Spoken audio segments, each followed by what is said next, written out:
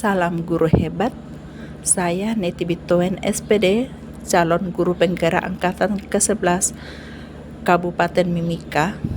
Saya akan memaparkan demonstrasi kontekstual pemikiran Ki Hajar Dewantara modul 1.1.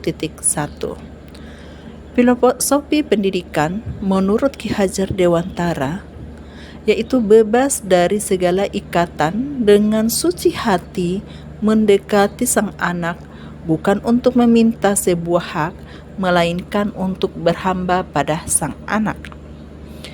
Filosofi pendidikan mengisyaratkan pendidik untuk memberi tuntunan sesuai dengan tahap-tahap perkembangan anak secara budi, yaitu cipta, rasa, dan karsa, dan pekerti, yaitu tenaga, sesuai dengan kodrat anak. Tuntunan ini bersifat holistik dan tidak boleh lepas dari pendidikan sosial dan budaya dan kultural. Strategi pembelajaran yang akan dilakukan.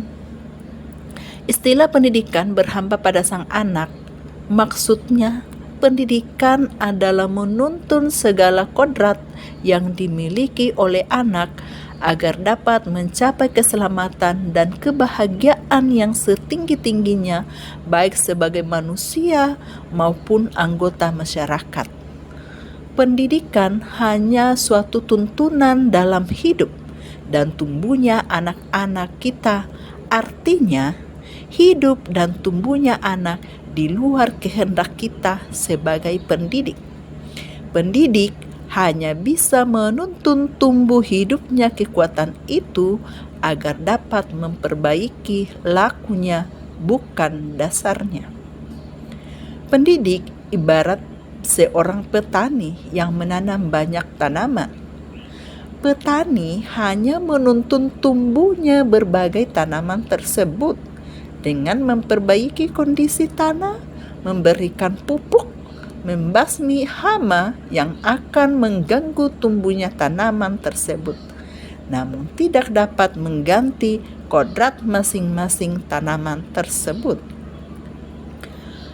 Makna berhamba pada sang anak tercermin dalam semboyan Ingarso Sung Tulodo, yang artinya pendidik berada di depan harus menjadi teladan bagi peserta didik. Ing madya mangun karsa, pendidik berada di tengah yang akan memberikan semangat bagi peserta didik untuk belajar. Dan tuturi handayani berarti pendidik berada di belakang untuk senantiasa memberikan dorongan kepada peserta didik dalam belajar.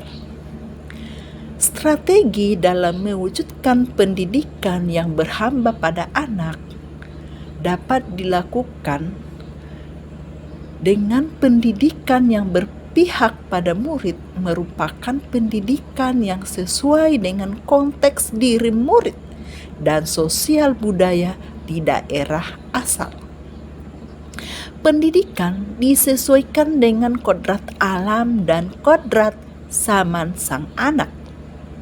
Pendidikan disesuaikan dengan prinsip perubahan yang mencakup trikon, yaitu kontinuitas, konvergensi, dan konsentris. Pendidikan harus memerdekakan kebebasan anak tumbuh sesuai dengan kodratnya.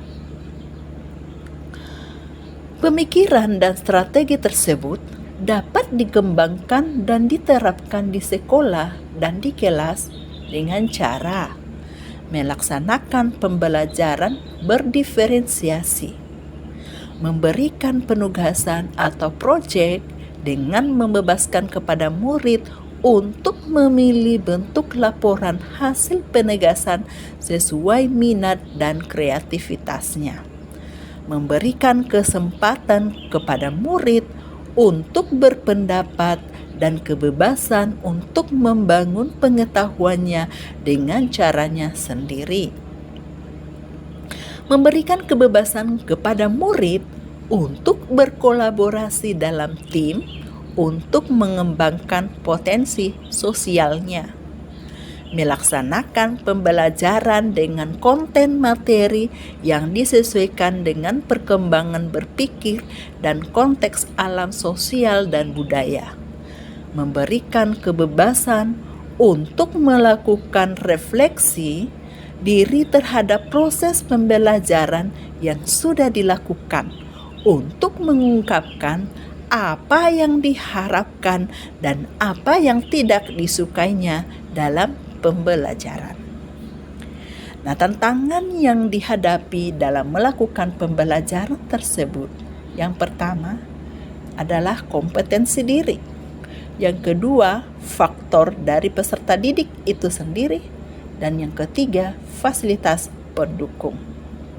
Solusi untuk menghadapi tantangan tersebut dapat dilakukan dengan mengupdate kompetensi diri dengan mengikuti berbagai pelatihan dan BIMTEK, serta semangat mengikuti program pendidikan calon guru penggerak angkatan ke-11.